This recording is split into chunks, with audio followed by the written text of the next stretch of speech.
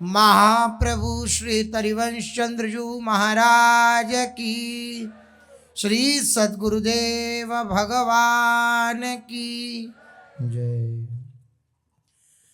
रसघन मोहन मूर्ति ठाकुर श्री राधा वल्लभ लाल जी, अनंतानंत सखियों की प्राण सजीवन मोरी श्री लाडली जी एवं इन युगल स्वरूपों को हृदय में नित्य नवीन रूप से दुलार करने वाले श्री सद्गुरुदेव भगवान के श्री चरणों में दंडवत प्रणाम है। मनुष्य के अंदर एक वृत्ति उदय होती है जब वह कभी भगवान के विषय कोई चर्चा सुनता है और उसे समझने की चेष्टा करता है या भगवान की तरफ चलने की चेष्टा करता है, तो एक संशय उसके हृदय में उदय होता है कि क्या सच में भगवान में सुख है या संसार में सुख है। और ये केवल विचार करने वाले के अंदर ही नहीं, कई कई वर्ष चलने वाले साधक के अंदर भी पाई जाती है ये वृत्ति कि भगवान में सुख है या संसार में सुख है। ये संशय जो है, ये संशय भगवान के चिंतन से विलग कर देता है। ये संशय भगवान की तरफ बढ़ने की जो व्याकुलता होती है उसको क्षति पहुंचा देता है। ये संशय, क्या संशय, और ये सूक्ष्म रूपेण होता है। ऐसा नहीं है कि एकदम उसे दिखेगा, ये सूक्ष्म रूपेण होता है। उसके हृदय में ये संशय बना रहता है कि भगवान में सुख है या संसार में सुख है। विचार करिए कितनी दयनीय स्थिति होती है उस समय उपासक की कि जब गुरु वचनों पर दृढ़ विश्वास न करके वह अपने इस मन के संशय को आदर देने लगता है। ये दयनीय स्थिति है। ये जो एक आशा है, पूज्य सतगुरुदेव भगवान इस विषय में कहते हैं कि हो सकता है कोई भोग उसके सामने आए और वो न भी भोगे, भोग की इच्छा भी ना हो, लेकिन एक छोटी सी वृत्ति, क्या, कि शायद संसार में सुख है, संभवतः भोगों में सुख है। ये जो वृत्ति है इसे ही कहते हैं आशा। आस की पास नहीं तोरी जानी, सेवक जी महाराज कह रहे हैं।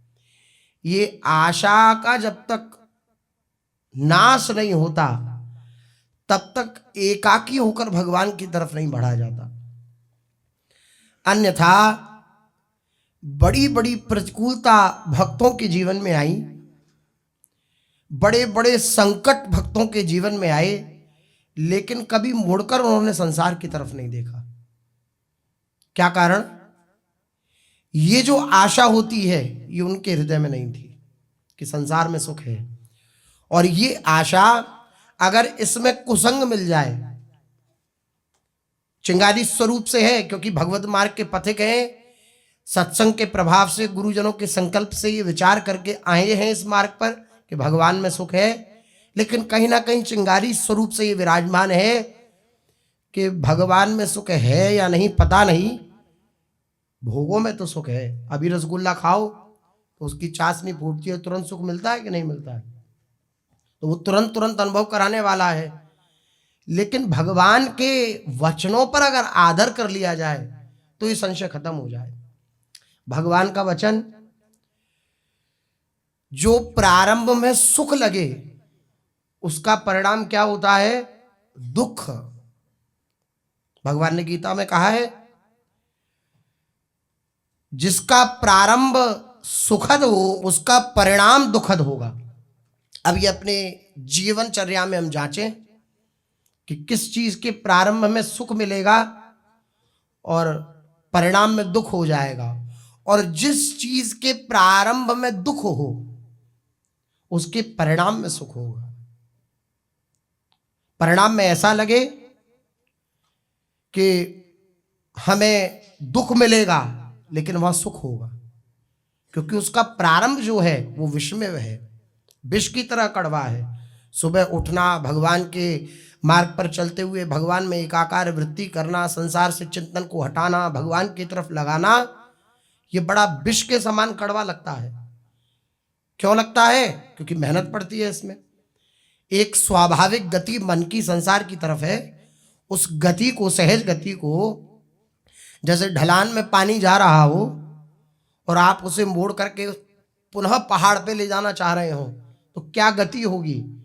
बिना यंत्र के ये काम संभव नहीं है। इसलिए पूज्य सद्गुरुदेव भगवान कहते हैं, जैसे ढलान पर पानी जा रहा हो तो बिना यंत्र के ऊपर नहीं जा सकता है, या नीचे पानी हो अगर उसे ऊपर पहुंचाना हो तो बिना यंत्र के नहीं जा सकता। इसी प्रकार ये मन की जो सहज गति संसार की तरफ है, इस सहज गति को अगर भगवान की तरफ मोड़ना है, ऊर्ध्वमूलम मद शाख, ऊर्ध्वमूल, उस ऊर्ध्व ऊपर की तरफ अगर ले जाना है तो मंत्र चाहिए।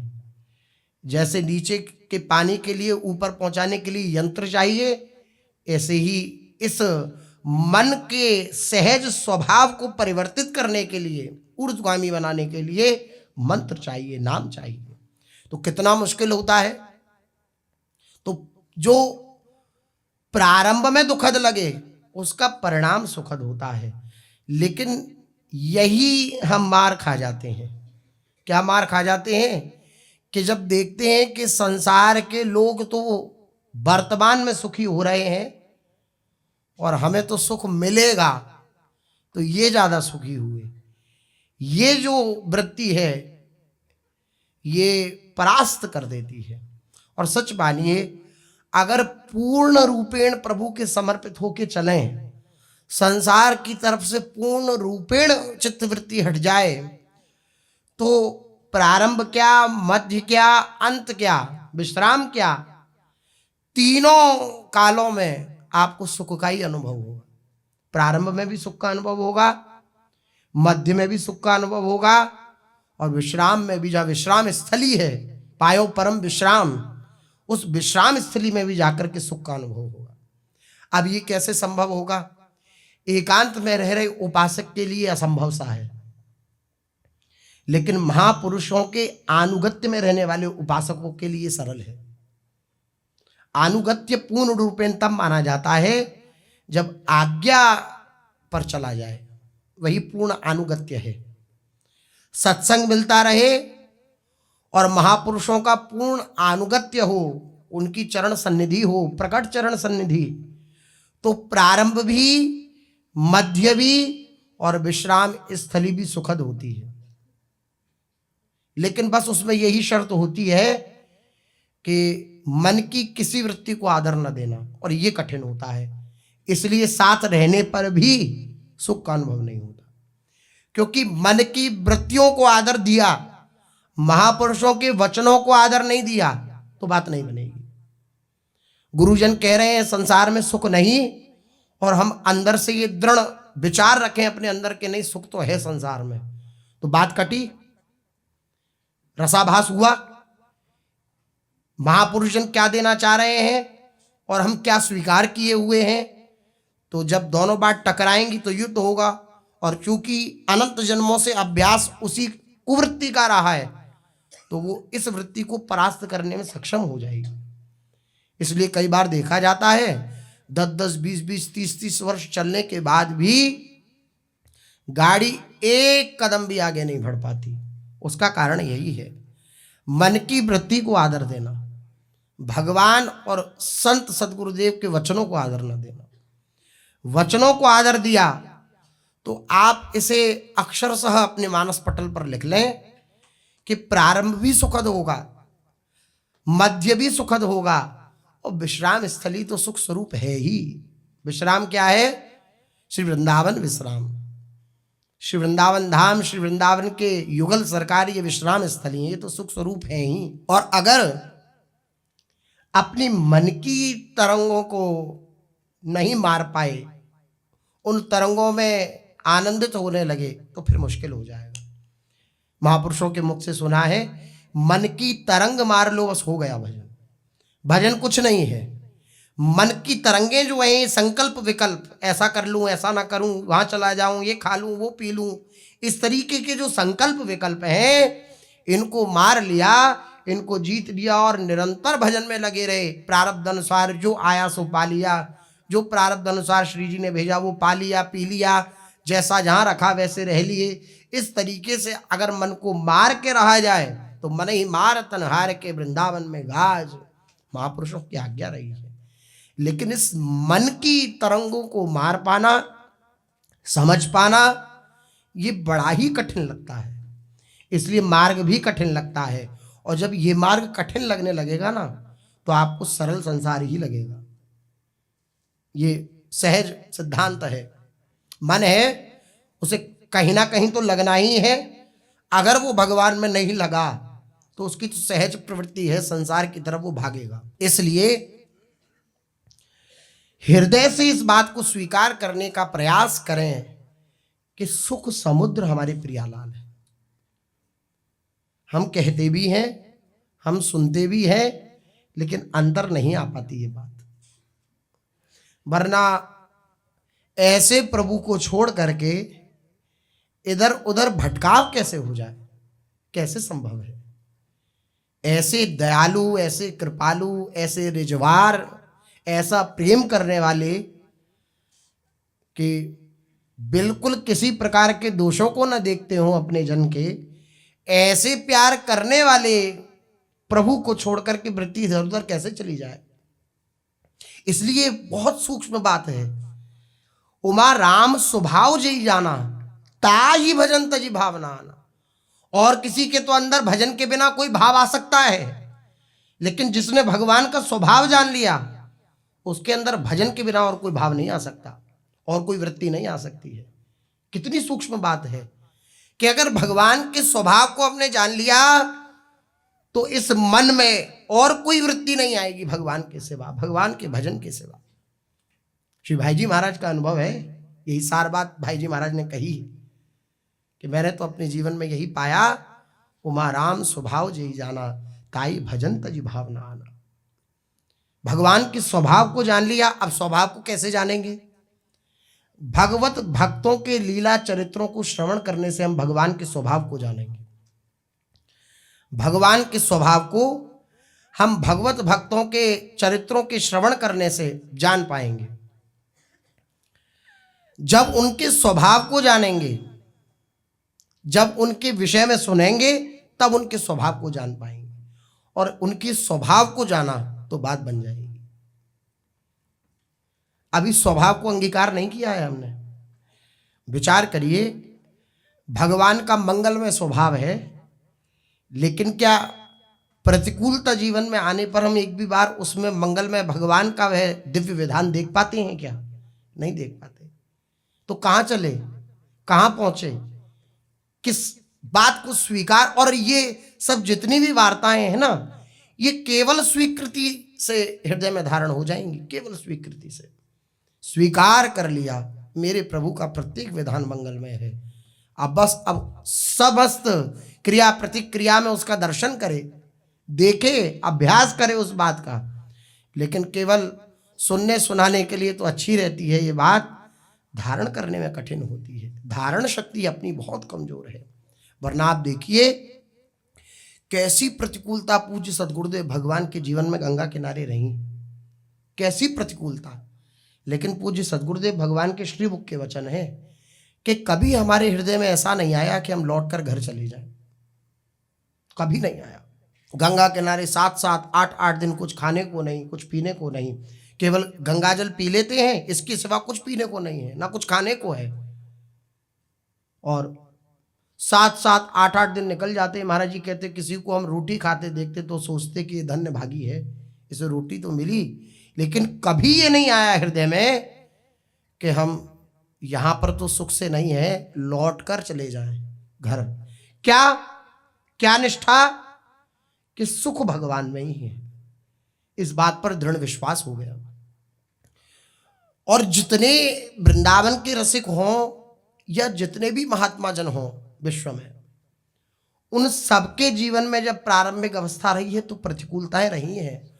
और सिद्धावस्था तक भी प्रतिकूलता रही है, सिद्धावस्था तक भी, लेकिन कभी मार्ग को छोड़कर नहीं भागे, मार्ग को छोड़कर नहीं भागे। शूर की तरह लड़ते रहे, पीछे कदम नहीं हटाया। जैसे शूर पीछे कदम नहीं हटाता, ऐसे उन्होंने पीछे कदम नहीं हटाया।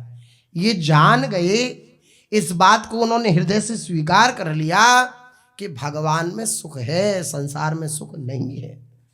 वरना आप जानिए, और इस बात को समझ भी सकते हैं कि अगर 10-15 दिन तो बहुत बड़ी बात है, 2, 4, 5, 7 दिन अगर लगातार प्रतिकूलता ही प्रतिकूलता मिले तो आपका मन हट जाएगा भगवत मार्ग से। आपको लगेगा कि अरे पहले ज़्यादा सुखी थे हम, पहले जाते वहाँ तो भजन भी बनता था हमारा, वहाँ तो हम भजनानंदी भी थे, भगवान के लिए रोते भी थे, ये भी कर। बहुत मन अनेक अनेक प्रकार से भ्रांति पैदा करता है हृदय में, चित्त में। लेकिन सच मानिए, पहले का भजन कसौटी का भजन नहीं था। अब कसौटी पे आए, जैसे नहीं कहते कि भाई ऊंट सोचता है हमसे ऊंचा कौन हो सकता है, लेकिन जब वो पहाड़ के समीप आता है तब उसको अपना पता लगता है कि मेरी क्या औकात है। इसी प्रकार जब हम महापुरुषों की चरण सन्निधि में रह करके भजन करते हैं तब पता लगता है कि भजन की कसौटी क्या होती है, भजन को किस प्रकार किया जाता है, कैसे उसको बचाया जाता है, कैसे उसको पचाया जाता है, कैसे उसका सुख लिया जाता है। ये महापुरुषों की सन्निधि के सिवा पता नहीं लगता। और अगर इस बात पर महत्व बुद्धि नहीं होती तो पथ भ्रष्ट हो जाते हैं, मार्ग ही छूट जाता है। वो तो भगवान कृपालु हैं, भगवान एक बार इसे अंगीकार कर लेते हैं, उसको कभी छोड़ते नहीं। केवल भक्ति मार्ग में यही सुलभता है। इस कारण से भक्ति बीज पलटे नहीं, जो जुग जाए अनंत, ऊंच नीच कूल उपजय होए संत को संत। भक्ति बीज जो है वो कभी पलटता नहीं है, उसका कभी नाश नहीं होता, चाहे जन्म जन्मांतर लग जाए। अब यही बात है कि फिर पता नहीं पलटेगा तो नहीं, भक्त का कभी नाश तो नहीं होगा, लेकिन कौन से जन्म में जाकर कब जाकर के भगवान की वे कृपा उदय होगी, कब ये संस्कार पुनः उदय होंगे और कब प्रभु की प्राप्ति हो, कि अभी के समय को सार्थक किया जाए। क्या सार्थक किया जाए? केवल इस वृत्ति से लड़ना प्रारंभ करें कि जो मन सिखाता है ना संसार में सुख है भगवान में नहीं, नहीं, उसको कहें कि नहीं, इतने सब महापुरुष जन चले, एक से एक पढ़े लिखे, एक से एक विद्वान, एक से एक, और सब कुछ छोड़ करके भगवान के मार्ग पर अकिंचन होकर के चले। अगर भगवान के मार्ग में सुख न होता तो ये महापुरुष जन कैसे चल पाते? सदगुरुदेव भगवान कहते ना कि हलवा खाया नहीं और घी मुंह पर लपेट लिया तो कितनी देर तक कहते रहोगे कि हम तृप्त हैं, हम तृप्त हैं? तो कब तक निर्वाह कर पाएंगे ऐसी स्थिति में? जब तक सुख न मिलेगा तब तक निर्वाह कर पाएंगे, जब पालेंगे छक तब बात बनेगी। इसलिए इधर दृष्टि हो। किधर दृष्टि? पाने में दृष्टि हो। क्या पाने में? ये सुखद है, ये परिणाम में सुखद होगा, भले ही अभी दुखद लग रहा हो। और ये सिद्धांत लिख लेना चाहिए, ये 2 लाइन का सिद्धांत, जिसका प्रारंभ सुखद हो उसका परिणाम दुखद होता है, जिसका प्रारंभ दुखद हो उसका परिणाम सुखद होता है। ये 2 लाइन का सिद्धांत, कभी भी मन ज़्यादा आनंदित हो रहा हो तो तुरंत उसे पढ़ लें कि अगर हम अभी प्रारंभ में आनंदित हो रहे हैं तो जांच करें भगवान नाम रूप लीला धाम है या अन्य कोई विचार है। अगर भगवान नाम रूप लीला धाम है तो संत कृपा से, महापुरुषों की चरणाश्रय की कृपा से ये आनंद हमें प्राप्त हो रहा है। अगर इसके विपरीत कोई वृत्ति है तो तुरंत उसको पढ़ें कि अगर हम किसी और चीज में सुखी हो रहे हैं तो इसका परिणाम दुखद होगा, और जिसका परिणाम दुखद होता है तो बुद्धिमान व्यक्ति तो परिणाम पे ही दृष्टि रखता है और परिणाम पर ही दृष्टि रखनी चाहिए। इसलिए इस वृत्ति को हृदय से टालने का प्रयास करिए। ये जो बार बार मन विषयों की तरफ खिंचता है, बार बार मन भोगों की तरफ आसक्त होता है, इसका मूल कारण यही है, भगवान की तरफ सुख बुद्धि न होना, संसार के प्रति सुख बुद्धि होना। और सच मानिए महापुरुषों का अनुभव है कि संसार सुख दे ही नहीं सकता, और भगवान नाम और संत ये सुख स्वरूप हैं। आप इनके निकट जाएंगे तो आपको सुख प्राप्त हो जाएगा। और संसार के पास दुख है तो आप किसी भी प्रकार से संसार का आश्रय लें, मनवाणी क्रिया से किसी भी प्रकार से आश्रय लें संसार का, तो आपको दुख ही प्राप्त होगा। अब ये सब कहते सुनते तो हैं, लेकिन हृदय में धारण नहीं हो पाता। कैसे धारण होगा? बलवान जब बनेगा हृदय। कैसे बलवान बनेगा? नाम जप से बलवान बनेगा। दृढ़ता पूर्वक नाम जप किया जाए तो ये विवेक शक्ति जागृत होगी।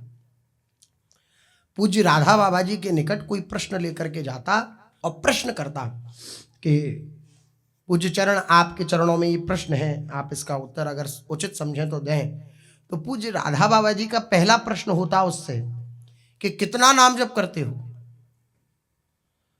तो अगर कोई कहता कि हम 10,000 करते हैं, 20,000 करते हैं, 40,000 करते हैं, 50,000 करते हैं, तो श्री राधा बाबा जी उत्तर ही नहीं देते। कहते 1,00,000 नाम जप करो रोज, तब हम तुम्हारे प्रश्न का उत्तर देंगे। क्योंकि हम जो उत्तर देंगे उसे समझने के लिए भी तो क्षमता चाहिए। हमारे पास 0 वाट का बल्ब है और हजारों वाट की उसमें सप्लाई छोड़ दें हम, तो क्या होगा? छिन्न भिन्न हो जाएगा, उड़ जाएगा, वो पता भी नहीं लगेगा बल्ब था भी यहाँ, ये भी पता नहीं लगेगा। तो क्षमता होगी तभी तो समझ पाएंगे। नर्सरी के बच्चे को PhD की पढ़ाई जाए कि ये है, ये है, ये है, ये सब पढ़ाया जाए अगर नर्सरी के बच्चे को, तो उसकी बुद्धि की क्षमता इतनी थोड़ी है कि वो उस पढ़ाई को समझ सके। इसी प्रकार ये भागवतिक जो वचन है, इनको धारण करने के लिए क्षमता चाहिए, और वो क्षमता प्राप्त होती है भगवान नाम रटन से। अगर विवेक साथ नहीं दे रहा, बुद्धि साथ नहीं दे रही, तो खूब भगवान नाम का रटन हो तो बुद्धि तीक्ष्ण होगी, सूक्ष्म होगी। जब बुद्धि सूक्ष्म होगी तो सूक्ष्म बुद्धि में, उस पैनी बुद्धि में इतना बल आ जाएगा कि इस अविद्या को काट कर फेंक देगी। श्रीमद् भागवत में भगवान के वचन है ये कि उपासना के द्वारा अपनी बुद्धि को इतना सूक्ष्म, इतना पैना कर लो कि वे पैनी बुद्धि, वे तीक्ष्ण बुद्धि सारे संशयों को छिन्न भिन्न कर दे। ऐसी तीक्ष्ण बुद्धि। अब ये कैसे होगा? नाम जप हो और नाम जप के साथ विचार हो, विचार भी साथ साथ चले। नाम जप ही केवल नहीं, नाम जप के साथ या तो नाम का ही स्मरण हो, अगर वो नहीं हो पा रहा तो विचार हो। क्या विचार हो? इस नाम में परम सुख है। या जिस प्रकार के आपके जीवन में प्रश्न आते हो, उन प्रश्नों पर विचार हो। जहां संशय हो, यद्यपि नाम सर्व सामर्थ्यवान है, आपके संशयों को अंदर ही अंदर छिन्न भिन्न कर देगा। सारे उत्तर आपको अंदर मिल जाएंगे। आप एकाकी होकर भजन परायण है तो किसी से कोई प्रश्न पूछने की आवश्यकता नहीं है, किसी से कोई प्रश्न पूछने की आवश्यकता नहीं है। अपने आप ही आगे का रास्ता प्रशस्त करते जाएंगे प्रभु, क्योंकि आप अनाथ नहीं हैं, आप प्रभु की गोद में चल रहे हैं। तो आपको तो चलना ही नहीं है, आपको तो रास्ते की चिंता ही नहीं करनी है, बस नाम का रटन करना है। तो आगे से आगे रास्ता अपने आप खुलता चला जाएगा। किसी से कोई प्रश्न नहीं करेंगे और ईमानदारी से भजन करेंगे तो सारे प्रश्नों के हल, सारी समस्याओं के समाधान अंदर ही अंदर आ जाएंगे। इस वृत्ति से मैं कैसे लड़ूं, इस वृत्ति को मैं कैसे परास्त करूं, ये मेरे अंदर अब काम की वृत्ति आई, ये मेरे अंदर अब क्रोध की वृत्ति आई, ये मेरे अंदर अब लोभ की वृत्ति आई, ये मेरे अंदर अब मान सम्मान की वृत्ति आई, ये मेरे अंदर अब प्रणाम नमस्कार की वृत्ति आई। इन सारी वृत्तियों को भगवान नाम जापक अपनी उस तीक्ष्ण बुद्धि के द्वारा छिन्न भिन्न कर देता है। केवल भगवान नाम रटन। तो अगर अपने आप को परास्त समझ रहे हैं, नहीं समझ पा रहे कि हमारी विवेक बुद्धि काम नहीं कर रही, तो खूब नाम का रटन हो और नाम के रटन के साथ विचार हो, और इस विचार में ऐसी दृढ़ता हो कि पूर्ण रूपेण हृदय से चीख पड़े हम, क्या कि भगवान ही सुख समुद्र है, संसार में सुख नहीं है, नहीं है, नहीं है। ये मेरा ही केवल अनुभव नहीं है। अब तक जितने महापुरुष जन हुए, अनंत काल से अब तक जितने महापुरुष जन हुए, तो बस इसी सुख पर, इन्हीं भगवान के चरणार बिंदों के आश्रित होकर इसी सुख पर उन्होंने अपने जीवन को न्यौछावर किया और सुख समुद्र प्रभु को प्राप्त किया। यहाँ तो कण भर भी सुख नहीं है संसार में, और भगवान सुख समुद्र है। विचार करिए, यहाँ तो कण भर भी सुख नहीं है। और भगवान सुख समुद्र है। भक्तों के हृदय में जैसा आनंद होता है वैसा आनंद संसारी कभी नहीं ले सकता, कभी नहीं ले सकता। संसार के सुख को प्राप्त करने के बाद जिस क्षण वो सुख को प्राप्त किए हुए है, मान्यता युक्त सुख को, जिसने मान रखा है इसमें सुख है, वो मिल जाए, उसी क्षण भी उसके हृदय में एक दुख है कि अब ये सुख मुझसे छूट जाएगा, ये कुछ समय में ये सुख मुझसे दूर हो जाएगा। चाहे वे किसी व्यक्ति से प्रेम करे तो व्यक्ति छूटने वाला है, काल छोड़ा देगा। अगर आप नहीं छोड़ेंगे तो काल छोड़ा देगा, वे छूटने वाला है। किसी वस्तु से सुख साधन मानेंगे कि ये सुख देने वाली है ये वस्तु, तो वो वस्तु नष्ट हो जाने वाली है, वो एक ना एक दिन नष्ट हो जाएगी। फिर क्या करेंगे? किसी स्थान पर अगर ये बुद्धि रखेंगे कि ये स्थान सुख देने वाला है तो वो स्थान नष्ट हो जाएगा। इसलिए नष्ट प्राय संसार का आश्रय छोड़ करके हम भगवान का आश्रय लें और इस विचार में रहें, इन सब बातों पर विचार करें। पूज्य सद्गुरुदेव भगवान कहते हैं ना कि हम गंगा किनारे जब ये शव जल रहे होते थे तो हम दिखाते थे मन को कि देख ये है हाड़ मांस का, ये पुतला है, ये देखो जिसके ऊपर हजारों लोग अपनी जान दिए रहते थे, वे पुतला ऐसे जल रहा है, कोई देखने वाला नहीं है। कुत्ते सियार आदि गंगा किनारे, तो पूज्य सद्गुरुदेव भगवान कहते हैं हमें तो दर्शन होता रहता था, तो हम दिखाते थे मन को कि देख जिस शरीर पर तू आसक्त होना चाह रहा है उसकी क्या दुर्गति है, भगवान पर आसक्त। ये विचार ही ना, ये विचार ही आगे बढ़ाता है, ये भगवान के प्रति सुख बुद्धि दृढ़ कराता है।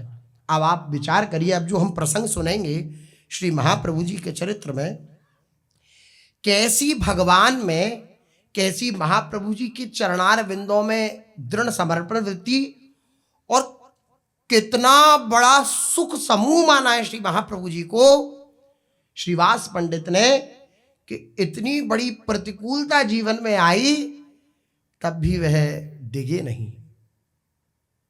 ये कहीं मोह नहीं है, कहीं आसक्ति नहीं है, क्योंकि जान गए हैं न ये पहले मुझसे मिले थे न बाद में मुझसे मिले रहेंगे, बीच में कुछ दिनों के लिए मिले हैं तो ये मेरे नहीं हैं। जो पहले मेरा नहीं था, जो बाद में मेरा नहीं होगा, वो बीच में मेरा कैसे हो सकता है? और जो पहले भी मेरे थे अब भी मेरे हैं और बाद में भी मेरे रहेंगे, वो तो मेरे हैं ही, उनको उनका परित्याग कैसे किया जा सकता है? आज का चरित्र हर भगवत भक्त के लिए एक शिक्षा है कि एक गृहस्थ में रहते हुए भी भगवान के प्रति कैसी दृढ़ आसक्ति होनी चाहिए, कैसी दृढ़ आसक्ति होनी चाहिए। वरना जो परिस्थिति श्रीवास जी के जीवन में आई, अगर ऐसी किसी भक्त के, साधारण भक्त के जीवन में आ जाएगी ना, तो वो डगमगा जाएगा, भगवान के प्रति उसका विश्वास उठ जाएगा। ऐसा हमने अपने नेत्रों से देखा है, पूर्व जीवन में ऐसा हमने अपने नेत्रों से देखा है कि जो आस पड़ोस में उनके शरीर के संबंधी कोई चले गए और खूब पूजा पाठ करने वाले, तो उन्होंने भगवान को गालियां दी और कह दिया कि आज के बाद तुम्हारे लिए हम दीपक भी नहीं जोतेंगे। जोत जगाते हैं ना, तो वहाँ उधर यही कहते थे तुम्हें जोत भी नहीं देंगे हम। ये क्या हुआ? पहले भी श्रद्धा नहीं थी, केवल जिनको अपना मान रखा था उनके सुख के लिए पूजा अर्चना हो रही थी, भगवान के लिए नहीं हो रही थी। उसमें अड़चन पड़ी तो हम भगवान को भी गाली देने से नहीं चूकते हैं, भगवान को भी कह देते हैं हमने आपको छोड़ दिया। अरे छोड़ दो भाई, भगवान कौन से, नहीं कल जैसे हो रहा कह रहे थे एक संत के वचन कि भगवान कौन से पतले हो जाएंगे, आप एक आध छोड़ देंगे अगर भगवान को, तो हमारा ही लाभ है। हम भगवान का भजन करेंगे तो भगवान को क्या लाभ होगा? हम कृष्ण कृष्ण राधा राधा रट रहे हैं तो इसमें उनको क्या लाभ है? हमें ही तो लाभ है। अगर आप अब कोई आसमान पर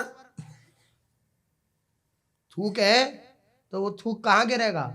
अपने मुख पर गिरेगा, संभव ही नहीं है। अरे जी नाशवान शरीर संसार है, ये तो एक ना एक दिन छूटना ही है। अंत ही तो ही तजेंगे पामर, तू न तजे अब ते, फिर मन पछताई है अवसर बीते।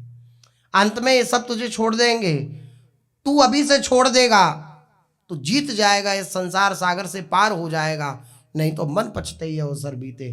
फिर जब अवसर बीत जाएगा तब पछताना पड़ेगा। एक दिन सभी भक्त मिलकर श्रीवास जी के आंगन में प्रेम सहित संकीर्तन कर रहे थे खूब उद्दाम कीर्तन, श्री महाप्रभु जी दिव्य नृत्य कर रहे हैं, दिव्य उन्माद में नृत्य हो रहा है और खूब उच्च स्वर से भगवान नाम कीर्तन हो रहा है। उस दिन न जाने क्यों सभी भक्त संकीर्तन में एक प्रकार के अलौकिक आनंद का अनुभव करने लगे। सभी भक्त नाना वाद्यों के सहित प्रेम में विभोर हुए शरीर की सुधि भुलाकर नृत्य कर रहे थे। किसी को अपने शरीर का भान नहीं। इतने में ही महाप्रभु भी संकीर्तन में आकर सम्मिलित हो गए। महाप्रभु के संकीर्तन में आ जाने से भक्तों का आनंद और भी अधिक बढ़ गया। महाप्रभु भी सब कुछ भूलकर भक्तों के सहित नृत्य करने लगे। महाप्रभु के पीछे पीछे श्रीवास पंडित भी नृत्य कर रहे थे। ये पंच तत्वों में आते हैं जो श्री महाप्रभु जी के पंच पार्षद हैं। उनमें श्री कृष्ण चैतन्य प्रभु नित्यानंद, श्री अद्वैत गदाधर, श्रीवास आदि गौर भक्त वृंद। तो ये पंच, तो श्रीवास पंडित भी श्री महाप्रभु जी के सहित नृत्य कर रहे थे। इन पांचों की दिव्य शोभा का दर्शन करना हो तो मायापुर में दर्शन होते हैं। पांचों की दिव्य शोभा के दर्शन होते हैं। बहुत सुंदर श्री विग्रह विराजमान है। इतने में ही एक दासी ने, जो श्रीवास पंडित के घर में ही कार्यरत थी, उस दासी ने धीरे से आकर श्रीवास जी को इशारा किया और इशारा करके बुलाया और भीतर चलने का संकेत किया। अब ऐसा उद्दाम कीर्तन हो रहा है, सब कीर्तन में उन्मत्त हैं और दासी आई वो अंदर करने, तो ये एकदम रस में आभास, रसाभास होने का ही डर है, हो ही गया। श्री वास जी ने देखा उस दासी को और उसके इशारे को देख करके श्रीवास भीतर चले गए। श्रीवास पंडित भीतर, उनका जो बच्चा था वह बीमार पड़ा हुआ था। बहुत ध्यान देकर के सुनेंगे। कहा जाता है कि तो भजन और ये भगवान का समर्पण ये तो बाबाजियों की बात है। हम तो गृहस्थी में इतना हम प्रपंच झेलते, हम कैसे भजन करेंगे। तो एक गृहस्थ भक्त की चर्चा हो रही है। इकलौता बालक है, वे बीमार पड़ा है और फिर आगे क्या होगा वह भी श्रवण कर लीजिए। भीतर उनका बच्चा बीमार पड़ा था और भार उद्दाम कीर्तन हो रहा है शिवाजी जी के आंगन में। श्री महाप्रभु जी नृत्य करते हुए कीर्तन कर रहे हैं। उनकी स्त्री बच्चे की सेवा शुश्रूषा में लगी हुई थी। शची माता भी वहां उपस्थित थी। शची माता भी विराजमान थी। बच्चे की दशा अत्यंत शोचनीय थी, गंभीर थी। श्रीवास ने बच्चे की छाती पर हाथ रखा, फिर उसकी नाड़ी देखी और अंत में उस बच्चे के मुंह की ओर देखने लगे, मुख की ओर देखने लगे। श्रीवास को पता चल गया कि बच्चा अब अंतिम श्वास ले रहा है। आहा, तो ये नहीं आया हृदय में कि जहां श्री महाप्रभु जी मंगल स्वरूप विराजमान है वहां ऐसा अमंगल क्यों हो रहा है। वो कह रहे हैं कि इससे अच्छा अवसर क्या हो सकता है कि महाप्रभु जी आंगन में नृत्य कर रहे हो और ये परम धाम को जाए। ये निष्ठा हो पाना बड़ा कठिन है। ये अति भक्ति के चरित्र हैं जिनके हृदय में दृढ़ता होती है भगवान, और भगवान ऐसे भक्तों के प्रति बिक जाते हैं। ऐसे श्री भगवान का उपदेश है, बात है कि जो निरपेक्ष हैं, शांत हैं, मुनि हैं, ऐसों के पीछे अनुब्रजाम में हम नित्यम पूजयत्यंघ्रि रेणु भी, मैं उनके पीछे पीछे इसलिए डोलता हूं कि उनकी चरण रज मेरे मस्तक पर आ जाए। कैसा प्यार करते हैं, कैसे भक्तों को प्यार करते हैं, ऐसी दृढ़ता जिनके जीवन में होती है। एक बार भी प्रतिकूल चिंतन श्रीवास जी के हृदय में नहीं आया कि सर्व सामर्थ्य में भगवान स्वयं श्री चैतन्य महाप्रभु जी विराजमान है और मेरे घर में ऐसा मंगल, मेरा इकलौता पुत्र और वह मरणासन्न पड़ा है। ये प्रतिकूलता का एक लकीर भी उनके मस्तक पर नहीं खींची और भाग्य सराहने लगे उस पुत्र का कि तेरा भाग्य बलवान है कि श्री महाप्रभु जी उद्दाम कीर्तन कर रहे हैं, नृत्य कर रहे हैं और तू उनकी चरण सन्निधि में पहुंचेगा। ये शोचनीय दशा। बच्चे की मुंह की ओर देखा, समझ गए अंतिम सांस है। बच्चे की ऐसी दशा देखकर घर की सभी स्त्रियां घबराने लगी, सारी स्त्रियां घबराने लगी। श्रीवास जी ने उन सबको धैर्य बंधाया और वे उसी तरह बच्चे के सिरहाने बैठकर उसके सिर पर हाथ फेरने लगी। थोड़ी ही देर में श्रीवास जी ने देखा कि बच्चा अब सांस नहीं ले रहा है, प्राणांत तो हो गए, प्राण छूट गए। उसके प्राण पखेरु इस नश्वर शरीर को त्याग कर किसी अज्ञात लोक में चले गए। यह देखकर बच्चे की माँ और उसकी सभी चाची आदि जो परिवार के जन थे वो रुदन करने लगे, जैसी परंपरा है। और फिर माँ की विकलता को कौन देख सकता है? माँ का जैसा प्रेम अपने बालक के प्रति होता है, ऐसा संभवतः भगवान के बाद माँ का ही नंबर है ऐसा प्रेम करने में। तो हाय, इकलौते पुत्र की मृत्यु पर माता को कितना भारी शोक होता है, इसका अनुभव कोई मनुष्य कर ही कैसे सकता है। माता का हृदय फटने लगा कि इकलौता हमारा पुत्र और वे पधार गया। उसका शरीर नहीं रोता है किंतु उसका अंतःकरण पिघलने लगता है। वही पिघल पिघल कर आंसुओं के रूप में स्वतः ही बहने लगता है। उस समय उसे रोने से कौन रो सकता है? किसी का इकलौता पुत्र चला जाए और रो रही हो माँ, तो किसी की सामर्थ्य उसे रोकने की? लोगों को यही लगेगा कि हाँ, रोलेंगी तो कलेजे में ठंडक पड़ेगी, इनके दुख विषाद जो पीड़ा अंदर है उसका शमन होगा।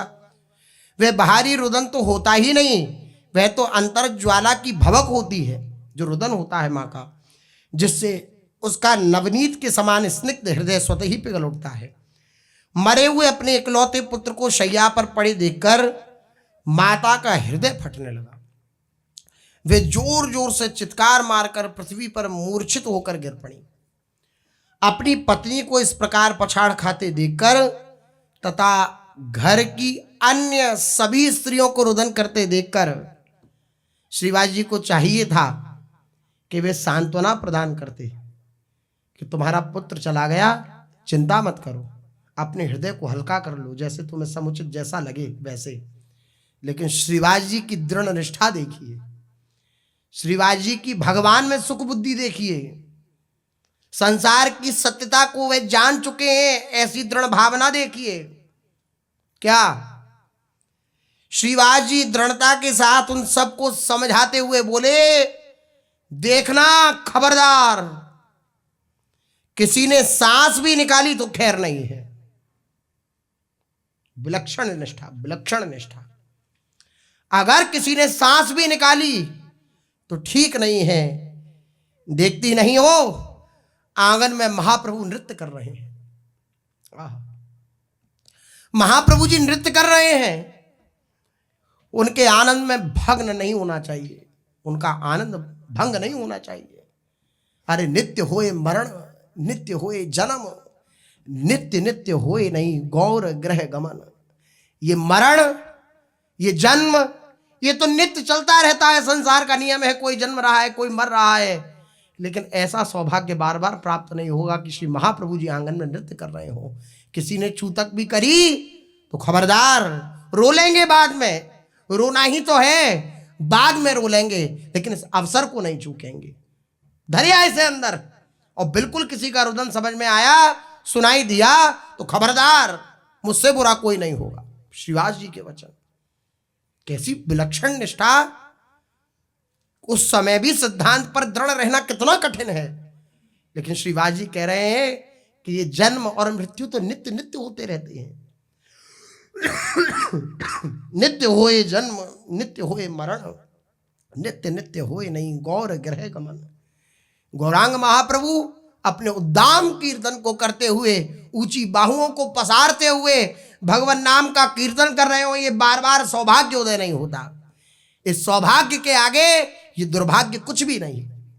श्रीवास जी, किसी ने सांस भी निकाली तो खैर नहीं, देखती नहीं हो आंगन में महाप्रभु नृत्य कर रहे हैं, उनके आनंद में भंग नहीं होना चाहिए। मुझे पुत्र के मर जाने का उतना शोक कभी नहीं हो सकता जितना प्रभु के आनंद में विघ्न पड़ जाने से मुझे शोक हो जाएगा। बलिहारी है, शिवाजी जी के चरणों में बार बार दंडवत प्रणाम है कि ऐसी निष्ठा अगर जीवन में आ जाए तो क्या दुर्लभ है। उस पुत्र के लिए क्या दुर्लभ है और उस उपासक के लिए क्या दुर्लभ है जिसके अंदर ऐसी निष्ठा। भगवान बिक जाते हैं। भगवान गोपियों से कह रहे हैं कि जिन माता पिता बंधु संबंधों की बेड़ियों को तोड़ पाना बड़े बड़े ऋषि मुनियों के लिए भी संभव नहीं है, तुमने उन बेड़ियों को तोड़ करके मेरी शरणागति स्वीकार के लिए है, मुझे स्वीकार किया है, मैं तुम्हारा ऋणी हूं। भगवान बिक जाते हैं। भगवान ने श्री अर्जुन जी से कहा है कि मैं सबका त्याग कर सकता हूं, लेकिन अपने उस भक्त का त्याग नहीं कर सकता जिसने आप सारे संसार की मोह ममता को त्याग करके मेरी शरणागति स्वीकार करी है। मेरा हो गया है, मैं उसका त्याग कभी नहीं, मैं कैसे छोड़ सकता हूं उसे, मैं कभी नहीं छोड़ सकता। श्री भगवान के वचन है। श्रीवास जी बोले, इस बात का मुझे शोक कभी नहीं हो सकता कि मेरा पुत्र मर गया, लेकिन अगर महाप्रभु जी के कीर्तन में विघ्न पड़ा तो मैं अपने आप को कभी क्षमा नहीं कर पाऊंगा। श्रीवास जी कह रहे हैं कि अगर किसी का रुदन सुनाई दे गया तो गंगा जी में कूद कर प्राण दे दूंगा। मेरी इस बात को बिल्कुल यथार्थ समझना, बिल्कुल सत्य समझना। हाय कितनी भारी कठोरता है। भक्ति देवी तेरे चरणों में कोटि कोटि नमस्कार है। जिस प्रेम और भक्ति में इतनी भारी स्निग्धता और इतनी सरसता है, उसमें क्या इतनी भारी कठोरता भी रह सकती है? हाँ, रहती है। संसार के प्रति कठोरता ही रहती है, और संसार के प्रति अगर कठोरता ना रही तो संसार खींच के ले जाएगा। सच मानिए, समता सब संसार में, लेकिन ममता नित्य विहार में। ममता का स्थल केवल प्रियालाल के चरणारविंद हो। समता सब संसार में। ये सब दुख सुख में संसार है, ये सब भगवानमय है, भगवान का लीला विलास मात्र है। ये चल रहा है, ऐसी चलेगा। ऐसी वृत्ति हृदय में हो उपासक के, और ममता का केंद्र जो हो वो प्रियालाल हो। होती है कठोरता, संसार के प्रति भक्त के अंदर कठोरता ही होती है, कठोरता ही होती है। जिसका एकमात्र प्राणों से भी प्यारा, नैनों का तारा, संपूर्ण घर को प्रकाशित करने वाला इकलौता पुत्र, घर का चिराग जिसे कहा जाता है, वह मर गया हो और उसका मृतदेह माता के सन्मुख पड़ा हो, और उस माता से कह दिया जाए कि तू आंसू भी नहीं बहा सकती, ये जोर से रोकर अपने हृदय की ज्वाला को भी कम नहीं कर सकती। कितनी भारी अन्याय है, कैसी निर्दय आज्ञा है, कितनी भारी कठोरता है। किंतु भक्त को अपने इष्टदेव की प्रसन्नता के निमित्त सब कुछ करना पड़ता है, सब कुछ करना पड़ता है। ये सर्वोपरि भगवत धर्म जीत के निज प्रेमा ठहरंत, ये प्रेम धर्म ये सर्वोपरि है। ये हम छोटी छोटी वासनाओं को छोड़ने के लिए प्रभु से प्रश्न कर बैठते हैं, महापुरुषों से प्रश्न करने बैठते हैं कि गुरुदेव भगवान क्या ये भी छोड़ना पड़ेगा, क्या हमें ये भी करना पड़ेगा?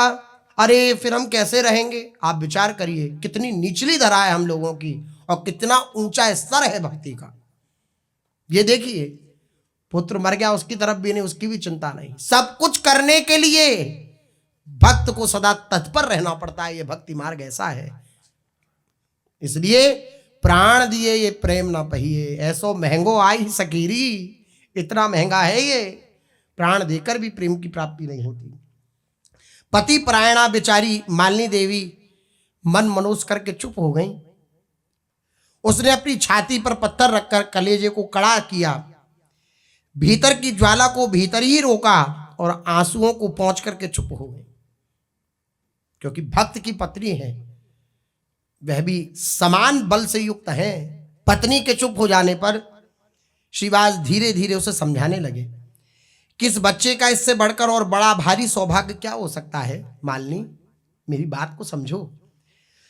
जो साक्षात गौरांग जब आंगन में नृत्य कर रहे हैं, तब इसने शरीर त्याग किया है। मां प्रभु ही तो सबके स्वामी हैं, उनकी उपस्थिति में शरीर त्याग करना क्या कम सौभाग्य की बात है? ये सौभाग्यशाली है बालक, तुम समझो। मालिनी देवी चुपचाप बैठी हुई पति की बातें सुन रही थी। उसका हृदय फटा जा रहा था। शिवाजी जी ने फिर एक बार दृढ़ता से कहा, सबको समझा देना अंदर भी, प्रभु जब तक नृत्य करते रहें तब तक कोई भी रोने ना पावे। प्रभु के आनंद रस में तनिक भी विघ्न पड़ा तो इस लड़के के साथ ही मेरे शरीर का भी अंत ही समझना तुम।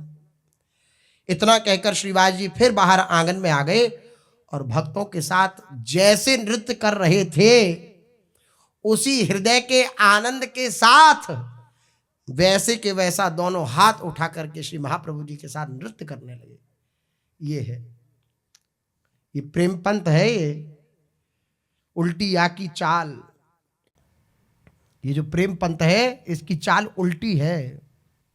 कोई नहीं समझ सकता है, कोई इस बात को कैसे स्वीकार कर सकता है।